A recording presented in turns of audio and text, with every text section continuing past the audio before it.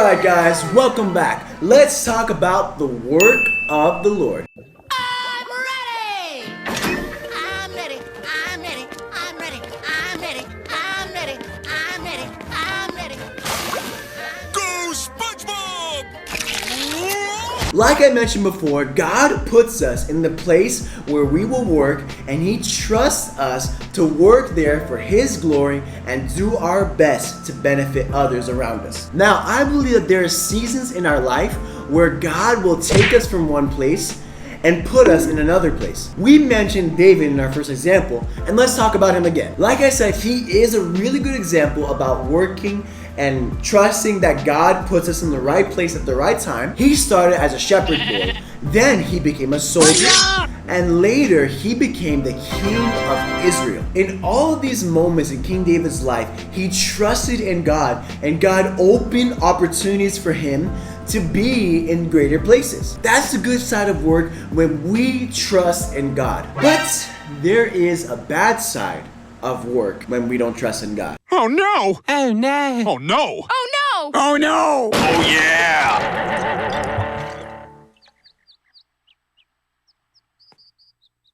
You guys want to know about the bad side?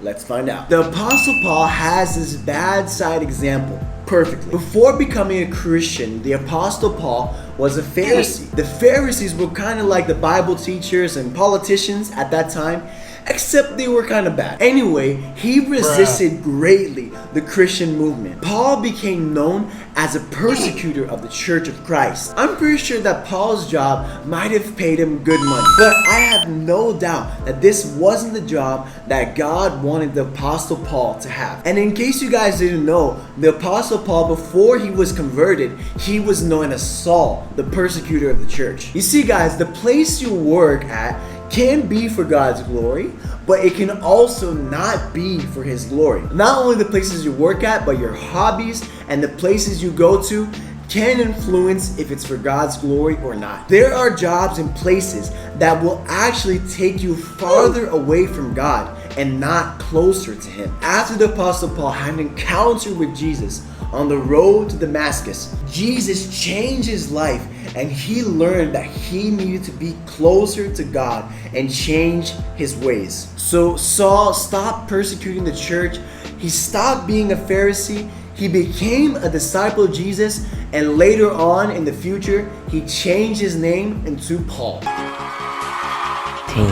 What's even cooler is that Paul started working as a tent maker, and while he was making tents for people, he would tell them about Jesus and how God changed his life. Wow, what a nice fella. The reason why Paul left behind a really good job at being a Pharisee, quick side note, traditions hold that the Pharisees were viewed as a very well-respected religious political movement, and we can imagine that these guys weren't poor at all. They probably had some cha-ching. So the Pharisees were known to have status, fame, and money, something that everybody wants. Back to what I was saying, Paul left behind the benefits of being a Pharisee because it was hard for him to be a Christian Pharisee at that time. So he gladly became a tent maker so that he could become a better disciple of Jesus and to work in the work of the Lord. Now, let's understand what exactly that means. God works, in case you guys didn't know. He has a job. Let's check out this verse for us to understand what God's job is. For the Son of Man has come to seek and save that which was lost. Luke 19:10. You're going to see clearly that Jesus would constantly talk about how He came to save the lost and the broken. The word save in Greek is sozo, and it can mean to heal and to make something whole. God created us to be perfect, to be good, and to be happy. And so sozo is when we take back broken humanity and we bring them back into their original position with God. God's job is to set us free from sin and transform us to look like Him. God saves us from hell, from sin, and from our selfish desires, and shows us the wonderful purpose that He has for our lives with Him. Sounds cool. Now, the very Apostle Paul says in 1 Corinthians 15:58, therefore, my beloved brothers and sisters, be steadfast, immovable, always excelling in the work of the Lord, always doing your best and doing more than is needed, being continually aware that your labor, even to the point of exhaustion in the Lord, is not futile, nor wasted. It is never without purpose. Wait. Rafael, I'm confused now. It's the work of the Lord. But Paul says that we're supposed to work. So, who's doing the work? Is it us or God? The answer is yes. It is not one or the other, it's both together. We as God's church work with God to restore humanity back to Him.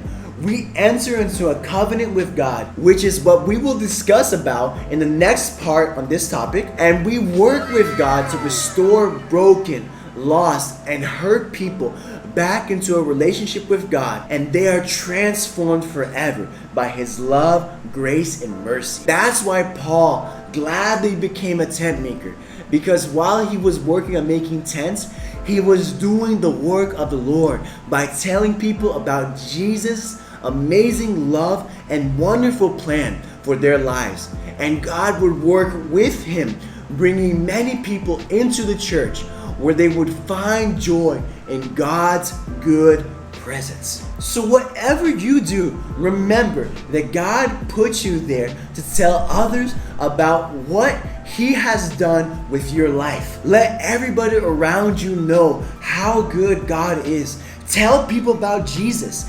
This is your mission. This is what God wants you to do. This is amazing, right? Yeah! High five? No? Okay. But I think we need to understand a little more how we work with God the right way, so that more and more people can be saved and know who Jesus truly is. So in the next video, like I said, we're going to talk about covenants and our partnership with God to save the world. So you can already leave your like, leave your comment, subscribe, and share this video with as many people as possible. And I'll see you guys in the next video. Peace out, peeps.